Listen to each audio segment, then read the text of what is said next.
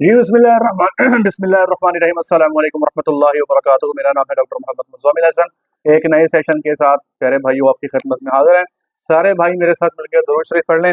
अल्लाहुम्मा सल्लि अला मुहम्मदिन व अला आलि मुहम्मदिन कमा सल्लैता अला इब्राहीम व अला आलि इब्राहीम इन्नका हमीदुम मजीद।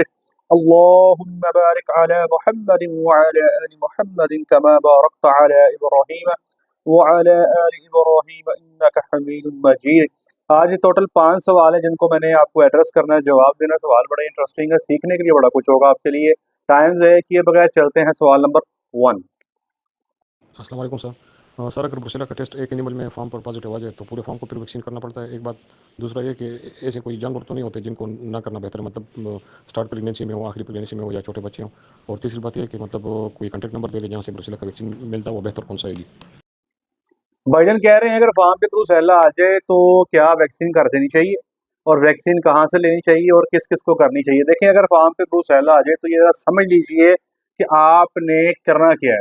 ब्रूसेला मेरे वो भाई जिनको पता नहीं होता क्या है, ये एक बैक्टीरिया है जिसकी वजह से जानवर जो है 5 माह की प्रेगनेंसी से जब ऊपर जाता है तो बच्चा गिरा देता है। ऐसे जानवर का बच्चा पहले सूए में या दूसरे सूए में जब भी इंफेक्शन हो जाए तो जानवर एक दफा या सिर्फ 2 दफा बच्चा गिराता है। उसके बाद जानवर के अंदर कुव्वत मुदाफ़ियत पैदा हो जाती है, फिर वो बच्चा नहीं गिराता। लेकिन मसला ये है कि ये जानवर अगर ये ठीक हो भी जाए, बच्चा एक दफा गिराने के बाद दूसरी दफा बच्चा ना भी गिराए, तो इसमें प्रॉब्लम ये रहती है कि अगर ये बच्चा पूरा दे दे और इसका बच्चा ठीक सही सलामत पैदा हो जाए तो इसके बच्चे के अंदर भी जो है ये बीमारी का अंदेशा बहुत हद तक रहता है। इसलिए अमूमी तौर पे ब्रूसेला अगर फार्म पे आ जाए तो रिकमेंडेशन ये है कि इस किस्म के जानवर को सेल कर देना चाहिए।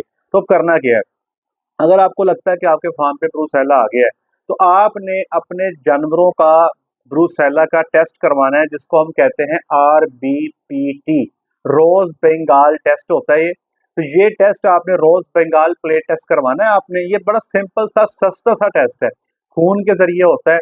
अब आपने टेस्ट करवाया, आपके पास टोटल है 20 जानवर। मिसाल के तौर पे 2 में जो है आपका ब्रूसेला पॉजिटिव आ गया, 18 में नहीं आया। तो जो 2 में पॉजिटिव आ गया आप उनको अलहदा कर देंगे और जो बाकी 18 है इनको अलहदा कर देंगे। अब इन 18 जानवरों का 21 दिन के बाद फिर यही टेस्ट करवाएंगे RBPT। फिर जो जानवर आपके पॉजिटिव आएंगे आप उनको अलहदा कर देंगे। मिसाल के तौर पे 18 में से एक और पॉजिटिव आ गया तो उनमें से उनको आप अलहदा कर देंगे। जो पीछे 17 रह जाएंगे उनको 21 दिन के बाद फिर तीसरी दफा आप RBPT करवाएंगे। तो 3 दफा आपने टेस्ट करवाना है। वो जानवर जो हर टेस्ट पे मस्बत आते जाएंगे उनको आपने अलहदा कर देना है, और वो जानवर जो 3 दफा टेस्ट के बाद नेगेटिव हैं वो आपके असल में ही आपके नेगेटिव जानवर हैं। तो बेहतर तो ये है कि ऐसे जानवरों को फार्म से निकाल दिया जाए। साइंस तो ये कहती है, लेकिन हमारे यहाँ अमूमी तौर पे फार्मर ये करते नहीं है। अच्छा, अब अगली बात सुन लें। वैक्सीन आपने ब्रूसेला की गब्बन जानवर को नहीं लगवानी। फिर सुन लें, वैक्सीन गब्बन जानवर को नहीं लगवानी। वैक्सीन आपने किसी ऐसे जानवर को जिसको ब्रूसेला का मसला बन गया उसको भी नहीं करवानी है आपने। 2 बातें हुई। तीसरे नंबर पे वैक्सीन करवाई जाती है किसी भी जानवर को जो खाली है टीका रखवाने से 1 महीना पहले। मिसाल के तौर पे आपके पास एक गाय है, उसको बच्चा दिए 2 महीने हो गए, आप उसकी वैक्सीन कर दें तो उसके 1 महीने के बाद आपने उसको टीका रखना, उससे पहले नहीं रखना। वच्छियों में हम तकरीबन 6 से 8 माह की उम्र पे जो है वैक्सीन कर देते हैं। मुस्तफ़ा ब्रदर्स की वैक्सीन आती है जी, इसकी ब्रूसेला की, हम तो वो इस्तेमाल करते हैं और अपने हर सेटअप पे इस्तेमाल करते हैं। बेहतर है वैक्सीनेशन करें ताकि इस बीमारी से बचें, ये बहुत तबाही निकाल देती है फार्म की। सुने सवाल नंबर 2। ਨਵਾਂ ਫਾਰਮ ਸ਼ੁਰੂ ਕਰਨਾ ਹੋਵੇ ਤਾਂ ਕਿਹੜਾ ਕ੍ਰਾਸ ਗਾਈਆਂ ਦਾ ਕਰਨਾ ਚਾਹੀਦਾ ਕਿ ਇੰਪੋਰਟਡ ਗਾਈਆਂ ਦਾ, ਤੇ ਉਹਦੇ ਵਿੱਚ ਤੁਸੀਂ ਕੀ ਕੋਈ ਸਾਡੀ ਹੈਲਪ ਕਰੋਗੇ? ਡਾਕਟਰ ਦਿਓਗੇ ਸਾਨੂੰ, ਕੋਈ ਬੰਦੇ ਦਿਓਗੇ, ਕੀ ਕਰੋਗੇ? ਵਰਕਰ ਕੰਮ ਵਾਲੇ ਜਿਹੜੇ ਨੇ ਉਹ ਕਿੱਥੋਂ ਮਿਲਣਗੇ? ਜਰਾ ਸਾਰਾ ਗਾਈਡ ਕਰਿਓ। ਜੇ 2 ਕਨਾਲ ਸਾਡੇ ਕੋਲ ਜਗ੍ਹਾ, ਉਸ ਹਿਸਾਬ ਨਾਲ ਦੱਸੋ ਕਿੰਨੀਆਂ ਗਾਈਆਂ ਅਸੀਂ ਮੈਨੇਜ ਕਰ ਸਕਦੇ ਹਾਂ, ਦੁੱਧ ਦਾ ਕੀ ਰੇਟ ਹੋਏਗਾ, ਕਿਸ ਤਰ੍ਹਾਂ ਵਿਕੇਗਾ? ये भाईजान कह रहे हैं कि फार्म बनाना चाहते हैं, क्रॉस ब्रीड से शुरू करें या प्योर ब्रीड से शुरू करें, वर्कर्स कौन देगा, मिल्क का रेट क्या होगा। भाई सबसे पहले तो मैं, अगर तो आपके पास इन्वेस्टमेंट है, फिर सुन लें, अगर आपके पास इन्वेस्टमेंट है तो प्योर ब्रीड का और क्रॉस ब्रीड का मवाजना ही कोई नहीं, मुकाबला ही कोई नहीं है। ऐसे ही है कि एक बंदा लैंड क्रूजर में फिर रहा और एक बंदा मेहरान में फिर रहा, इनका कुछ इस तरह से मुवाजना बनता है। अगर आपके पास इन्वेस्टमेंट है तो प्योर ब्रीड के साथ ही करना चाहिए। हम लोग ये क्रॉस ब्रीड के जानवर मंडियों से लाके फार्मर्स को खरीद के दे रहे हैं, उसकी वजह ये है कि जो फार्मर हमारे से राब्ते में है उनके पास इन्वेस्टमेंट नहीं है, वो 10-10, 11-11 लाख का जानवर परचेज करने की कैपेसिटी नहीं रखते, ना ही उनके पास उस तरह के शेड हैं, फैसिलिटीज हैं, ना ही डॉक्टर्स हैं, इसलिए वो क्रॉस ब्रीड के जानवर पे जाते हैं। नंबर 1, अगर तो इन्वेस्टमेंट है तो आपने प्योर ब्रीड करना है। नंबर 2, अगर इन्वेस्टमेंट नहीं है तो आपने क्रॉस ब्रीड पे आना है, लेकिन क्रॉस ब्रीड के अंदर भी तब आपने आना है अगर आपके पास दूध का जो रेट है 150, 160 से ऊपर है। अगर आपके पास दूध का रेट है 115, 120, 125, तो फिर मेरा मशवरा ये होगा कि आप क्रॉस ब्रीड के साथ भी आप वलाई जाएं डेयरी फार्मिंग को, तो बेहतर है, क्योंकि रेट नहीं मिलेगा तो आगे आपको मुनाफा नहीं होगा। इसलिए अगर रेट अच्छा मिल रहा है और इन्वेस्टमेंट थोड़ी है तो क्रॉस ब्रीड पे आ जाएं। रेट अच्छा मिल रहा है, इन्वेस्टमेंट है, तो ये सोने पे सुहागा होगा। अगर रेट थोड़ा मिल रहा है, इन्वेस्टमेंट है, तो प्योर ब्रीड के साथ 135 लीटर दूध के रेट पे भी आप अपना मामला चला सकते हैं। वर्कर्स के हवाले से भैया हमने पहले वर्कर दिया करते थे, लेकिन उसके बाद हम तौबा तायब हो गए, क्योंकि वर्कर्स के इश्यूज रहते हैं फार्मर्स के साथ, वो एक अजीब सी परेशानी बनी रहती है। इसलिए हम फार्मर से कहते हैं भाई वर्कर्स को जो है आपने खुद तलाश करना है, खुद देखना है जो आपके इलाके के हैं, जिनके साथ आप बेहतर तरीके से काम कर सकते हैं। मिल्क रेट में सर आपने अपने इलाके को सर्वे करना है, एरिया टू एरिया वेरी करता है। जैसे मैं जिसका इलाके में बैठा हूँ फैसलाबाद में, मेरे घर में जो दूध आ रहा है वो 200 रुपये लीटर आ रहा है। तो यहाँ पर जिस एरिया में मैं रहता हूँ यहाँ पे 180 से नीचे दूध का रेट घरों में नहीं है, 180, 200, 220 के आसपास रेट चल रहा है। तो इसका एक सर्वे कर लें अपने इलाके में, उसके बाद आपको अंदाजा हो जाएगा कि आपका जो दूध है वो किस रेट पे आपका सेल होगा। सुने सवाल नंबर 3। अस्सलाम वालेकुम डॉक्टर साहब, की हाल जी ठीक हो? सेहत भी ठीक है? अच्छा डॉक्टर साहब, ਤੁਹਾਨੂੰ ਮੈਂ ਇਹ ਗਾਂ ਦੀ ਵੀਡੀਓ ਮੈਂ ਭੇਜੀ ਹੈ। ਇਹ ਗਾਂ ਅਸੀਂ ਪਰਚੇਜ਼ ਕੀਤੀ ਸੀ 1 ਮੰਥ ਹੋ ਗਿਆ ਤੇ ਆਨਲਾਈਨ ਪਰਚੇਜ਼ ਕੀਤੀ ਸੀ। ਇਹਦਾ ਦੁੱਧ ਸੀ ਇਹ ਵੀਡੀਓ ਤੇ ਦੱਸ ਦਿੰਦੇ ਪਏ 22 ਲੀਟਰ ਤੇ ਐਂਜੀ ਬਸ ਅਸੀਂ ਪਰਚੇਜ਼ ਕਰ ਲਈ ਆਨਲਾਈਨ ਤੇ ਆਪਣਾ ਦੁੱਧ ਨੂੰ ਸਾਡੇ ਕੋਲ ਆਈ ਅਗਲੇ ਦਿਨ। ਉਸ ਦਿਨ ਇਹਨੇ 7 ਕਿਲੋ ਕੀਤਾ, ਬਸ ਉਸ ਦਿਨ 7 ਕਿਲੋ ਕੀਤਾ ਤੇ ਉਸ ਤੋਂ ਅਗਲੇ ਦਿਨ ਇਹਨੇ 3.5 ਕਰਨਾ ਸ਼ੁਰੂ ਕਰ ਦਿੱਤਾ ਇੱਕ ਟਾਈਮ ਦਾ। 3.5 ਤੋਂ ਲੈ ਮਤਲਬ ਕਿ ਮਹੀਨਾ ਇੱਕ ਹੋ ਗਿਆ ਲਈ ਗਾਂ ਨੂੰ 3.5 ਹੀ ਕਰਦੀ ਹੈ ਬਈ, ਨਾ ਵੱਧਦੀ ਹੈ ਤੇ ਨਾ ਘੱਟ ਜਾਂਦੀ ਹੈ ਤੇ 3.5 ਤੋਂ ਵੱਧ ਨਹੀਂ ਕਰਦੀ ਪਈ ਤੇ ਲਈ ਅਸੀਂ ਕਿ 22 ਲੀਟਰ ਕਰੇਗੀ। ਤੇ ਜਿਹੜਾ ਤੁਸੀਂ ਆ ਤੁਹਾਡੀ ਵੀਡੀਓ ਦੇਖੀ ਦੀ ਹੈ ਮਾਸ਼ਾਅੱਲਾ ਅੱਛੀਆਂ ਹੁੰਦੀਆਂ ਨੇ ਤੇ ਇਨਸ਼ਾਅੱਲਾ ਤੁਹਾਡੇ ਕੋਲ ਗਾਈਆਂ ਵੀ 2 ਪਰਚੇਜ਼ ਕਰਨੀਆਂ ਨੇ। मैं ये भाईजान है, इनकी थोड़ी सी आवाज़ मैसेज की इनकी कम है। ये बता रहे हैं कि इन्होंने ऑनलाइन गाय परचेज की, वो 22 लीटर दूध बता रहे थे। जब वो आई है उसके बाद से लेके अब तक 7 लीटर से ऊपर नहीं जा रही। 3.5 सुबह देती है, 3.5 शाम देती है। तो मैंने इनसे कहा, मैंने कहा यार आप एक काम करें, उनसे पूछें जिनसे आप गाय लेकर आए हैं। तो वो कह रहे हैं कि वो हमारा फ़ोन नहीं उठा रहे, हमसे रब्ता नहीं कर रहे। तो इसमें मेरी गुजारिश ये है कि मैंने अक्सर ये बात की है कि एकड़े लगाए होते हैं जानवरों के हिवाने में, दूध रोक दिया जाता है। वक्ती तौर पे आप मिल्किंग करते हैं, आपके सामने गाय दूध देती है 12 किलो, 13 किलो, 14 किलो एक टाइम का। वो एक्चुअल में एक टाइम का दूध नहीं होता, वो 2 से 3 टाइम का दूध रोका होता है। इसलिए मैं कहता हूँ कि सिलेक्शन जो है वो आप अपने साथ किसी तजर्बेकार बंदे के साथ करें, ताकि नुकसान का अंदेशा ना हो। इसी तरह हमारे पास सेटअप पे जो जानवर मौजूद हैं, हम तमाम फार्मर्स को यही गाइड करते हैं कि आपको कोई ज़रूरत नहीं है हम पे एतमाद करने की। आप आएँ, रिहाइश मौजूद है, अपने सामने 1, 2, 3, 4, 5 टाइम की मिल्किंग करवाएं, तसल्ली हो तो जानवर ले जाएं। तो आपके कल को जानवर आपके पास जाए, फिर आपका किसी किस्म का कोई हमारे ऊपर जो है वो कोई एतराज़ ना आपका बने, ठीक है जी। कई फार्मर ऐसे होते हैं वो शौक शौक से बड़ी महंगी गायें ले जाते हैं, रखने के लिए उनके पास जगह नहीं होती। मिसाल के तौर पे एक फार्मर को प्योर वलैती गाय भेज दी, उसने कहा जी हमें आप पे बड़ा एतमाद, आप भेज दें। गाय भेजी, गाय उसके पास गई, गाय ने बच्चा दिया।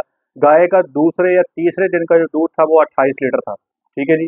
मतलब प्योर गाय थी, सेकंड लैक्टेशन की 40 प्लस करने वाला वो पीस था। लेकिन उस फार्मर के पास मिल्किंग मशीन का प्रॉब्लम था, वो बड़ी मुश्किल से मिल्किंग मशीन मैनेज की गई। फिर दूसरा मसला ये बन गया, उसके पास जानवर को बिठाने के लिए कच्चा नहीं था। जानवर का हिवाना बहुत बड़ा था, कच्चा ना होने की वजह से हिवाने पे दाब आती रही, जिसकी वजह से उसके जो हिवाने से दूध था उसमें हल्का सा ब्लड मिक्स होके आता था। वो किसी इलाके में उसके बंदे ने उनको कहा कि जनाब आप इस तरह करें कि आप इसका साइलेज बंद कर दें और इसका बंडा कम कर दें। उन्होंने जनाब इतना अच्छे दूध करने वाली गाय का साइलेज बंद कर दिया, फिर उसका बंडा जो है वो भी कम करके 2.5 किलो पे कर दिया। वो गाय के जनाब हड्डियाँ निकल आई और इंतहाई मायूसी हमें हुई कि यार एक बंदे को हमने बार बार ये बात समझाई है कि अगर आपने गाय रखनी है तो आपको गाय रखने के लिए माहौल चाहिए, खुराक चाहिए। तो हमारी कोशिश ये होती है कि अव्वल तो फार्मर को गाइड कर दें कि वो जानवर कोई रख सकता है या नहीं। एक पठान साहब को हमने हमारे पास आए, गालिबन पिशावर से आए, उनको 15 गायें लेके देनी थी जनाब, मल्लू मोड़ मंडी से हमारे साथ थे वो। तो जब उनको गायें खरीद के दी, मैंने उनके शेड के बारे में पूछा, तो मैंने उनको मशवरा दिया कि पहले आप वापस चले जाएं, आप जाके अपने शेड को बेहतर करें, आपके शेड में कच्चे की फैसिलिटी मौजूद नहीं है, तो बाद में आ जाएं, आपको जानवर फिर ले देंगे। तो उस मंडी से हमने उनको 3 से 4 जानवर लेके दिए, और वो जानवर जो थे वो थोड़े स्ट्रांग थे, बर्दाश्त करने वाले थे। तो उसी मंडी में हमने एक गाय परचेज कर ली, प्योर सेकंड लैक्टेशन की। तो अब वो खान साहब का उस पर दिल आ गया। हमने खान साहब को, यकीन करें हम 4 लोग थे, हमने तरले किए खान साहब के कि सर ये गाय आप ना लें, आप ना लें, ये गाय जो है ये आपके लिए परेशानी का बायस होगी, आपको तंग करेगी, आपके पास फैसिलिटीज नहीं है, आप पैसे ज़ाया कर लेंगे। लेकिन हमारे तरले मिन्नतों के बावजूद वो नहीं माने और उन्होंने वो गाय ले ली। तो बात ये है कि एक तो फार्मर हमारी पूरी बात मानते नहीं है, करनी होती है मर्जी अपनी। उसके बाद जब मसाइल में फंस जाते हैं, फिर वो दोबारा राब्ता करते हैं, तो फिर हमें दुख अफसोस होता है कि यार जब एक बंदा, एक इस फील्ड का बंदा आपको पहले एक बात समझा रहा है, तो आप उस बात को क्यों अंडरस्टैंड नहीं करते, उस बात को क्यों नहीं समझते। हमने खैर वो गाय खान साहब को दे दी है। अब वो खान साहब के पास ना जी उस तरह की फैसिलिटी नहीं है, और हम बस इंतज़ार कर रहे हैं कि किसी भी लम्हे वहाँ से जो है खान साहब का परेशानी में मैसेज आएगा कि ये तो ऐसे हो गया, वैसे हो गया। हालाँकि हमने उनको बहुत समझाया, तरला मिन्नतें उसकी उनकी की, डराया खान साहब को लिटरली कि ना लें, ना लें, छोड़ दें। नहीं जी हमने तो लेनी, दिल आ गया, शौक चढ़ गया। तो भाई जानवर लेते वक़्त इस चीज़ का ख़्याल रखें कि ये भी मैं समझता हूँ कि जानवर की वेलफेयर के खिलाफ है।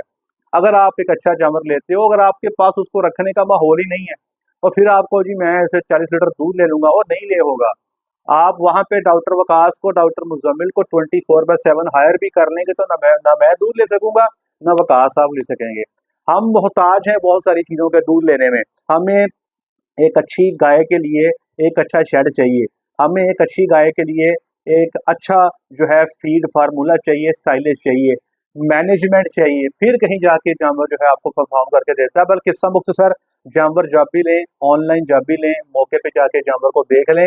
और अगर आप इतने पैसे लगा रहे हो तो बेहतर ये है कि वहां पर 1-2 चुवाइयां लाजमी करवा लें, ताकि आपको देखें, अगर तो चुवाई का दूध रोका हुआ है, जानवर ने दूध दिया 12 किलो, 13 किलो, 2 या 3 टाइम का दूध रोका हुआ है, तो अगली जो 12 घंटे की बाद की चुवाई है ना, उसमें सारी बातें क्लियर हो जाएंगी कि ये दूध जो था, जो आपने पहले मौके पे मिल करवाया, क्या ये इसका वाकई 12 घंटे का दूध है, या ये इसका 24 या 36 घंटे का दूध है। आपको समझ आ जाएगी। सुने सवाल नंबर 4। जी, अस्सलाम वालेकुम जी। डॉक्टर साहब, आपसे एक क्वेश्चन पूछना था कि हम आपके तरीक़ाकार पे चल रहे हैं कि जैसे आप कहते हैं कि पहले दिन से ही जानवर को वंडा वगैरह देना चाहिए, तो हमने दिया है। और उसने हमारी भैंस थी, उसने पहले हफ्ते में जो है 4-5 दिन उसने काफ़ी मैला फेंका है। तो अभी कुछ लोग हमें कह रहे हैं कि ये मैला अभी दोबारा फेंकेगी भैंस, ये वो कच्चा मैला था, अब ये भी मैला दोबारा फेंकेगी कोई 15 दिन बाद। तो मुझे काइंडली बता दें कि ऐसा ही होता है, और अगर ना फेंके तो फिर उसके लिए कोई इंजेक्शन वगैरह होता है, कोई या कोई हमें मसाला वगैरह देना पड़ेगा उसे?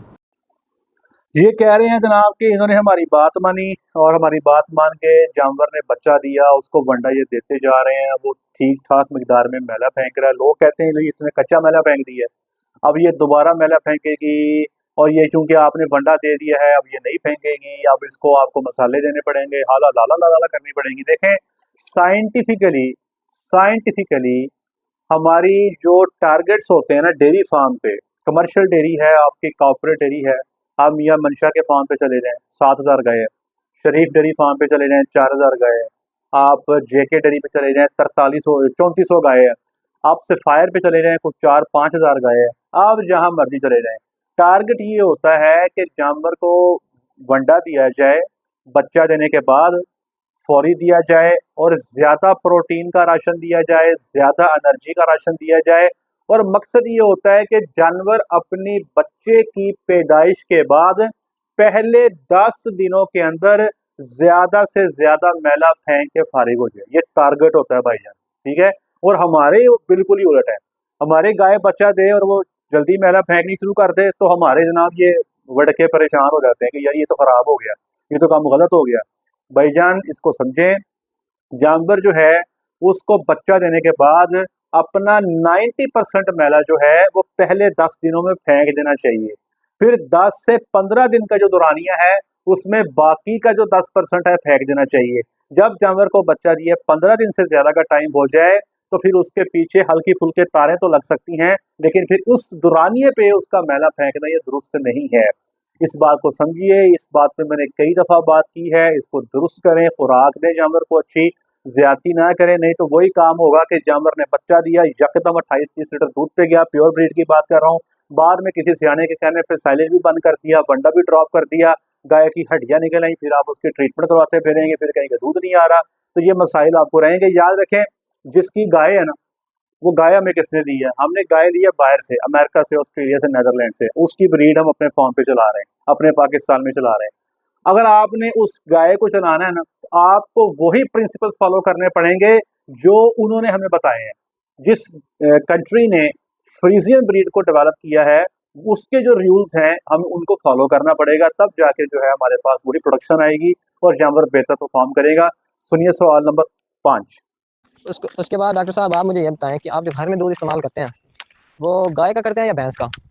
और अगर आपसे पूछा जाए कि आप कौन सा दूध प्रेफर करेंगे घर में इस्तेमाल करने के लिए? वैसे तो मैं जानता हूँ कि गाय के कौन से एडवांटेज होते हैं और भैंस के कौन से होते हैं, तो आप बताएं कि आप कौन सा प्रेफर करेंगे? ये बड़ा इंटरेस्टिंग सवाल है। ये कह रहे हैं डॉक्टर साहब, आपके घर में कौन सा दूध इस्तेमाल होता है, गाय का इस्तेमाल होता है या भैंस का इस्तेमाल होता है, और आपको प्रेफर करें, आपको करना पड़े गाय या भैंस में से, तो किसका प्रेफर करेंगे? भैया मुझे तकरीबन है 4 या 5 साल, या शायद इससे भी ज्यादा हो गया, 2016, 8 साल हो गए, मैंने भाईजान अपने ऊपर भैंस के दूध की पाबंदी लगा दी है। ठीक है जी। अभी पिछले दिनों में हमने फार्म पे एक भैंस बांधी हुई थी, तो वो एक फार्मर की थी, तो जब उसका दूध लेके चाय बनाते थे तो मैं अपने फार्म पे कुक को कहता था कि भाई मुझे गाय के दूध की चाय पिला दो, अगर आप नहीं है गाय का दूध, भैंस का दूध है, तो जितना दूध है उतना ही उसमें पानी डाल दो, फिर मुझे चाय बना के देना। अब वजह क्या है? अब आपको ये लगता होगा कि शायद भैंस का दूध ठीक नहीं है। नहीं, ऐसी बात नहीं है, भैंस का दूध बहुत अच्छा दूध है, बहुत क्वालिटी ओरिएंटेड है। मसला ये है कि हमारी फिजिकल एक्टिविटी ही नहीं है। आज की मैं बात करूं, मैं सुबह से उठा हूं, उठने से बाद लेके मैं नमाज पढ़ के बेड पे बैठा हूं, को 2 घंटे मैंने आप लोगों के मैसेजेस के रिप्लाई दिए हैं, और अब ये मैं वीडियो रिकॉर्ड कर रहा हूं। मेरे अभी तक 4 बज चुके हैं, 4 से ज्यादा का टाइम हो गया है। मतलब आप कह सकते हैं कि 80% दिन खत्म हो गया है और मेरी फिजिकल एक्टिविटी 1 किलोमीटर भी नहीं है, और मैं यहाँ पे भैंसों के दूध पीने शुरू कर दूं तो मेरा पेट ही निकलना है। ठीक है जी। भैंस का दूध मैं रिकमेंड करूंगा उस बंदे को जिसकी फिजिकल एक्टिविटी ठीक ठाक है, जो कई पकड़ता है जनाब, सुबह को पानी लगा के आता है फसलों में, जो जानवरों का गोबर साफ करता है, जो पट्टे शट्टे डालता है, या अगर वो ये भी नहीं करता तो कोई उसकी एक्सरसाइज है, तो सुबह को उठ के वो 2, 3, 4, 5 किलोमीटर सुबह चलता है, कोई 4, 5 किलोमीटर वो शाम चलता है। उसकी बैठने की रूटीन नहीं है, वो हलचल करने वाला बंदा है, एक्सरसाइज करने वाला बंदा है, वो भैंस का दूध पी ले, पचा जाएगा। अगर हमने करना कुछ भी नहीं है, हमने सीट पे बैठे रहना है और हुक्म चलाने हैं और हिलना बुझना कुछ भी नहीं है, ऊपर से भैंस का 6, 6.5, 7 फैट का दूध पीना है, तो फिर वो होगा क्या? पेट निकलेगा जनाब, क्योंकि ये बहुत हैवी है फैट के अंदर, और आप मोटे से मोटे होते चले जाएंगे। तो मैंने तो जनाब अपने ऊपर जो है वो भैंस का दूध बंद किया हुआ है। ऑल्दो मैं रात को वॉक करके सोता हूँ, लेकिन जैसे ही मैं भैंस का दूध थोड़ी देर पीता हूँ तो मुझे नजर आता है कि मेरा वेट बढ़ गया है। तो मैं जो है गाय का दूध इसलिए पीता हूँ कि उसमें जो है फैट कंट्रोल्ड है, थोड़ी है, और चूंकि मेरी फिजिकल एक्टिविटी उस तरह से नहीं है, इसलिए जो है ना मेरी है ना मेरे घर वालों की, सी बात है। तो हम इसीलिए जो है वो गाय के दूध पे चल रहे हैं, ताकि जो मोटापा है, ओबेसिटी जो है, इसको कंट्रोल किया जा सके। जी आज के लिए इतना ही, अपना ख्याल रखें, दुआ में याद रखें, 5 वक्त की नमाज बाद जमात अदा करें। अस्सलामु अलैकुम वरहमतुल्लाहि वबरकातुहू।